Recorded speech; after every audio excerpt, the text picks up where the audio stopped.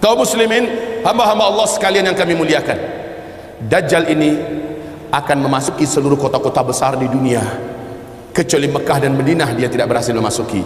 Kedua kota ini, baik fisiknya tidak bisa masuk ke Mekah Madinah, baik ilmu kekuatan sihirnya dan magicnya tidak bisa masuk ke dalam Mekah dan Madinah. Makanya salah satu kata Nabi, kalau kamu ingin selamat, kamu dengar Dajjal sudah keluar, segeralah hijrah, larilah ke Mekah atau ke Madinah.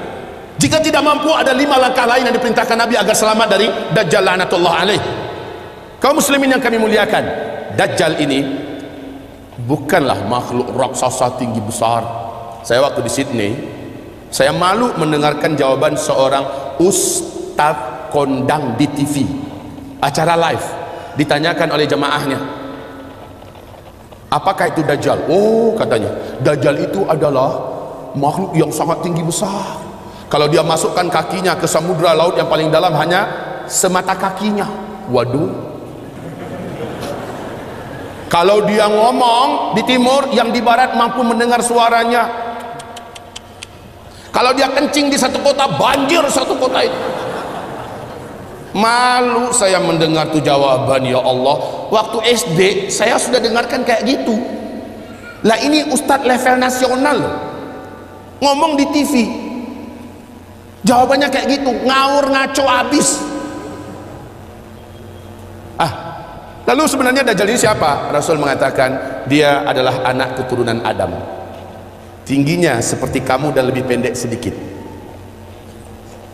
mukanya bulat, kedua bola matanya utuh ada, hanya yang sebelah kanan tertutup oleh lapisan dagingnya yang atas meleleh kemari menutupi, dan bagian tutupan ini lengket ke pipinya, dan ada bergelantungan macam jengger ayam sedikit, kayak dahak orang, maaf ya, kayak orang kumpulkan dahak banyak-banyak lalu disemburkan ke mata orang ini lalu meleleh gitu.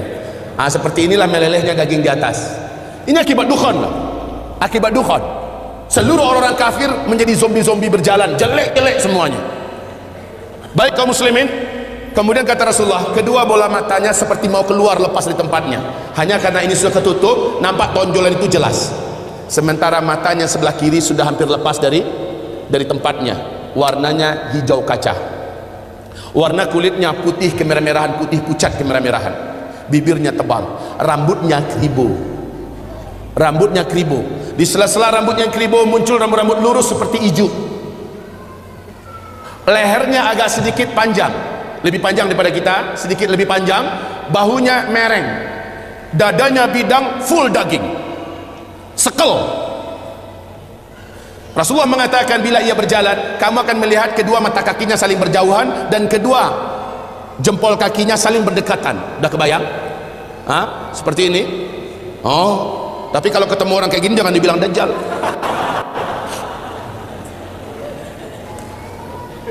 Orang biasa tapi jelek minta ampun, jelek habis. Kaum muslimin, kata Rasulullah berikutnya sallallahu alaihi wasallam, bagi orang yang beriman, yang menurut Allah imannya masih sahih, menurut Allah imannya masih benar, dia diizinkan oleh Allah mampu membaca huruf ka, fa, ra di antara kedua alis matanya. Ada tertulis ka, fa, ra, yaitu kafir. Walaupun aslinya dia nggak pandai membaca Arab, membaca Al-Quran, tapi imannya menurut Allah sahih, dia akan mampu melihat itu. Kalau sempat kepapasan beberapa papasan, dia mampu melihat kafara. Ibarat Allah yang kami muliakan, Rasulullah sallallahu alaihi wasallam bersabda, semua kemampuan yang jahat di bumi ini ada pada dia. Seluruh jin dan syaitan berkhidmat dan melayaninya menjadi pengikutnya. Coba bayangkan, dukun mana di bumi ini yang sanggup menaklukkan seluruh jin dan setan? Sementara Dajjal dengan sukarela dan senang hati seluruh jin dan setan berkhidmat kepadanya dalam rangka, ya awas ya, di fase keempat ini adalah fase di mana setan jin dan setan manusia bersatu memperbanyak calon penghuni neraka. Di fase keempat ini, makanya ketika Dajjal muncul, ma baina khalqi Adam ila qiyamis sa'a fitnatun akbar minad Dajjal. Sejak bumi ini Allah ciptakan, sejak Adam Allah ciptakan sampai hari kiamat, tidak ada fitnah yang lebih dahsyat, tidak ada fitnah yang lebih hebat, tidak ada fitnah yang lebih berat melebihi fitnahnya Dajjal. Maka berlindunglah kamu kepada Allah dari fitnah Masih Dajjal. Wallahi, kata Nabi, kalau saya hidup saya yang akan membela kamu paling di depan. Tapi jika saya sudah tidak ada, setiap kamu harus bela dan jaga dirinya masing-masing. Dajjal memiliki kekuatan sihir yang tidak terbatas. Dajjal memiliki kemampuan dan hipnotis magic yang sangat-sangat berat, sehingga tidak ada yang mampu melawan Dajjal. Tidak ada. Ibarat Allah yang kami muliakan, Nabi perintahkan ketika kamu dengar Dajjal masuk ke kota-kota kamu, langsung sihirnya menyebar, yang menjadikan seluruh manusia yang juga sudah putus asa dengan beratnya beban hidup, dengan sukarela datang untuk menyongsong di mana titik Dajjal berada. Mereka berharap Dajjal bisa membagi-bagikan rezeki. Saat itu kata Rasulullah, wahai kaum lelaki, bawalah istri-istri kalian masuk ke rumah, ikat dia di dalam rumah, tambatkan dia di tiang-tiang rumah kamu. Carilah ibu-ibu kamu, bawa dia ke rumah, ikat kakinya, ikat tangannya, tambatkan dia di tiang-tiang di dalam rumah. Carilah anak-anak gadis kamu, selamatkanlah wanita-wanita kamu, karena sesungguhnya yang paling banyak sujud menyembah Dajjal ketika Dajjal masuk ke kota-kota di bumi ini adalah kaum wanita. Mereka yang paling banyak menyembah Dajjal. Dan kata Rasulullah, siapa yang sempat menyembah Dajjal, maka sampai dia menghembuskan nafas terakhirnya, dia tidak akan pernah lagi beriman kepada Allah, dan dia akan kekal di neraka selama-lamanya. Maka ibu-ibu, pantas kalau Nabi memperingatkan umatnya berulang-ulang, berlindunglah dari Dajjal, berlindunglah dari Dajjal, berlindunglah dari Dajjal. Seluruh dukun satu bumi, seluruh ahli-ahli sihir satu bumi akan sujud menyembah Dajjal. Dengan sihirnya Dajjal menunjuk ke arah langit, maka dalam pandangan mata manusia awan berkumpul berarak dari mana-mana, padahal sudah sekian tahun awan tidak ada di langit. Lalu menurunkan air hujan, padahal hanya Tuhan yang mampu melakukan itu. Dengan telunjuknya Dajjal menunjuk ke arah tanah yang gersang dan tandus, ke tanah itu seperti memperlihatkan rumput-rumput hijau pun muncul, air sungai mengalir. Dengan sihirnya Dajjal, dia menunjuk ke arah kuburan yang ada, maka seluruh yang pernah mati dan ada di kuburan itu bangkit, hidup dalam keadaan utuh, manusia yang utuh seperti masih hidup dulu, dan langsung berjumpa sang ayah dengan anak, anakku, mak dengan anak, anakku, suami dengan istri, istriku, padahal mereka sudah mati. Ternyata terbongkar rahasianya. Rasul mengatakan itu seluruhnya bukanlah orang yang sudah mati, tapi jin-jin dan setan-setan yang menjelma menjadi orang yang dulu pernah hidup, agar menipu orang-orang yang masih hidup ini. Lalu mereka berkata, inilah Tuhan kita yang telah menghidupkan kami kembali. Akhirnya manusia sujud kepadanya. Sungguh sangat dahsyat, Pak. Orang-orang lemah iman, minim amal soleh, dia akan tertipu. Ingat sekali lagi, siapa yang beriman dengan Dajjal, dia tidak akan pernah beriman kepada Allah sampai dia mati. Dia akan menjadi ahli neraka kekal di dalamnya. Sekarang, apakah tanda-tanda Dajjal akan keluar? Ini penting.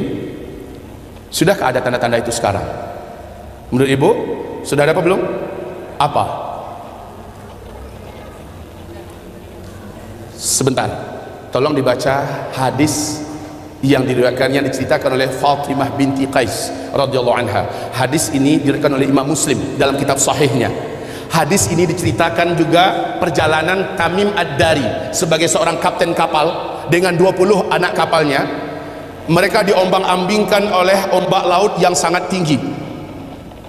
Hari gelap, angin sangat kencang, hujan lebat turun, petir menyambar-nyambar. Mereka tidak mampu mengendalikan kapalnya, terdamparlah mereka di salah satu pulau laut Yaman. Satu malaman mereka masih stay di atas kapal. Besok ketika matahari terbit, laut sudah tenang, mereka pun turun ke pulau itu. Kemudian mereka masuk ke dalam pulau, berjumpa dengan seekor binatang, yang binatang tersebut tinggi dan besar, berkaki 4, bulunya lebat hitam. Binatang tersebut dapat berbicara dengan bahasa Arab yang fasih, dan dia memperkenalkan dirinya bernama Al-Jassasah, sehingga hadis ini oleh para ulama ahli hadis disebut dengan hadis Jassasah. Binatang ini, ibarat Allah yang kami muliakan, memperkenalkan diri. Apa kata Tamim Ad-Dari? Kami sangka ini adalah setan wanita yang berwujud binatang ini. Kami takut mau dicelakakannya, hampir kami lari. Kami dicegat oleh binatang itu. Jangan kalian takut, saya tidak akan mencelakakan kalian. Apakah kalian datang dari Arab? Kami menjawab, iya. Sudah lama saya menanti kedatangan ada yang datang dari Arab. Sesungguhnya seorang lelaki di kuil tua sana sudah sangat lama menanti-nanti kedatangan orang yang datang dari Arab. Dia ingin mendengarkan perkembangan berita terakhir dunia sekarang. Pergilah kalian ke kuil tua itu, jawablah pertanyaan-pertanyaannya.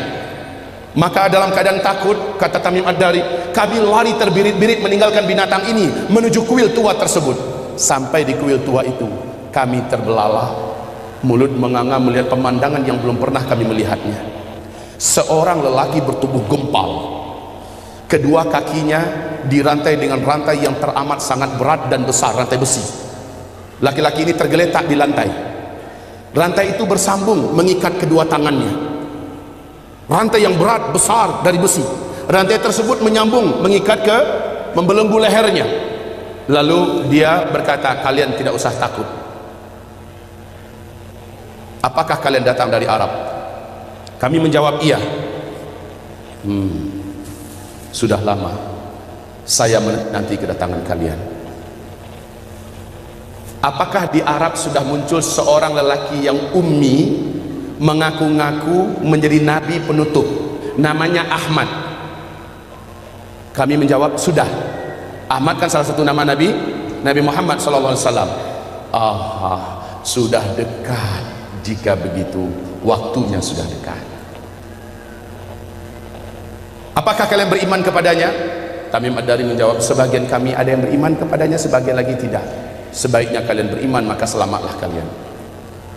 Dia bertanya lagi, dijawab. Dia bertanya, dijawab. Apapun pertanyaannya dijawab. Kemudian pertanyaan yang perlu menjadi catatan kita sebagai tanda dia ini akan keluar, ternyata dialah Dajjal. Ternyata dia adalah Dajjal. Dia bertanya tentang dua hal, tentang pohon kurma Baisan. Tamim Ad-Dari berkata, apa yang ingin kalian tanyakan?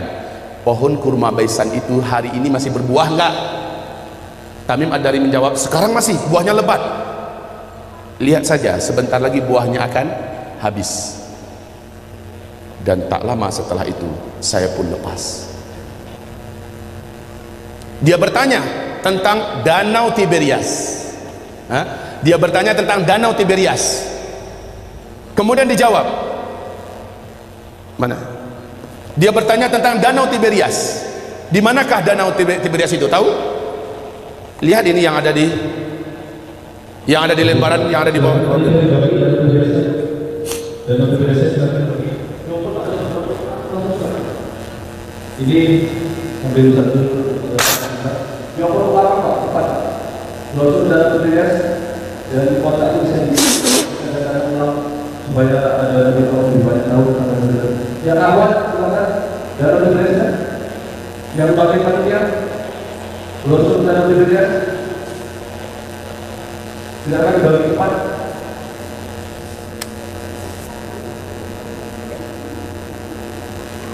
Ayo, waktunya kita tidak lama. Masih banyak penjelasan tentang akhir zaman. Silakan. Bantu, mohon dibantu. Terus dioper belakangnya. Yang belum dapat penjelasan. Baik, kaum muslimin, perhatikan tentang Danau Tiberias. Jadi ada dua pertanyaan si Dajjal ini tentang kebun kurma Baisan. Yang kedua tentang Danau Tiberias. Laki-laki ini berkata, apabila buah kurma di kebun kurma Baisan sudah tidak berbuah, awas, saat itu saya sudah saatnya untuk lepas. Ibu tahu nggak, Bu, di mana kebun kurma Baisan itu? Ibu tahu tidak? Bilang cepat enggak. Pura-pura mikir lagi. Bilang enggak selesai. Ya Pak? Kebun kurma Baisan letaknya di negeri Syam. Kalau sekarang ini perbatasan antara Yordania dengan Palestina. Ketahuilah oleh Bapak Ibu semuanya dan bacalah la haula wala quwata illa billah. Bacalah inna lillahi wa inna ilaihi raji'un. Sudah beberapa tahun belakangan ini kebun kurma Baisan sudah tidak berbuah 100%. Batang-batangnya pun cenderung kepada mati dan lapuk. Ini yang pertama. Yang kedua, laki-laki yang terikat ini yang ternyata adalah Dajjal. Dia bertanya tentang Danau Tiberias. Lalu Tamim Ad-Dari berkata, apanya yang kau ingin tanyakan? Airnya, masih ada air nggak sekarang? Maka dijawab oleh Tamim, airnya banyak. Dan memang Danau Tiberias ini sejak terbentang bumi tidak pernah airnya susut, airnya full maksimal. Lalu apa kata laki-laki yang terikat itu? Dajjal ini, nanti kalau airnya sudah menyusut, tinggal sedikit, saatnya saya akan mengelilingi seluruh dunia, saya akan masuk seluruh kota-kota, saya akan kuasai manusia. Untuk Bapak Ibu ketahui seluruhnya, sejak tahun 2003 terjadi penyusutan. Lalu 2004 pemerintah Israel secara resmi membuat garis merah. Ternyata, perhatikan ini, perhatikan. Ini apa? Bagus, jawabannya jujur. Ini garis. Kalau dia bilang ini danau, terlalu. Ini adalah garis dari permukaan danau Tiberias, ya. Ini dasarnya. Kaum muslimin, sejak 2003 sampai 2013, sejak 2003 sampai 2013, danau ini telah mengalami penyusutan yang sangat signifikan. Padahal kedalaman danau ini hanya 45 meter saja. 45 meter saja. Ya. Dalam hanya hitungan 10 tahun sudah 16 meter menyusut airnya dari permukaan.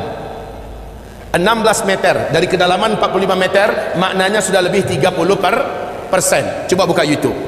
Buka YouTube, ada di situ acara televisi resmi pemerintahan Israel menyebutkan kepanikan dan ketakutan mereka yang tidak bisa disembunyikan. Sebab apa? Ini danau, airnya sumber air satu-satunya bangsa Yahudi di Israel. Mereka nggak punya sungai, mereka nggak punya mata air yang lain, cuma ini.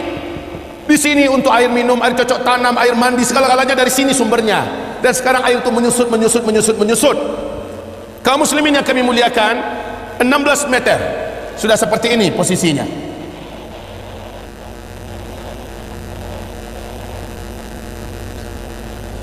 Tahun 2015 akhir 2015, bahagian yang paling menonjol dari danau ini sudah muncul seperti pulau-pulau kecil. Kelihatan seperti pulau-pulau kecil di atas permukaan danau. Kondisinya sekarang semakin menyusut. Awas, inilah yang menjadikan Syekh Abdullah bin Abdul Aziz bin Baz, mufti dan ulama besar Arab Saudi, sampai menangis ketika diberitakan kabar tentang perkembangan danau Tiberias. Lalu apa kata beliau? Hadza zamanu khurujid dajjal. Inilah dia zaman kita, zaman saya, zaman tuan-tuan dan puan-puan semua, zaman bapak ibu dan zaman anak-anak kita masih hidup. Makhluk terlaknat ini akan keluar, Dajjal.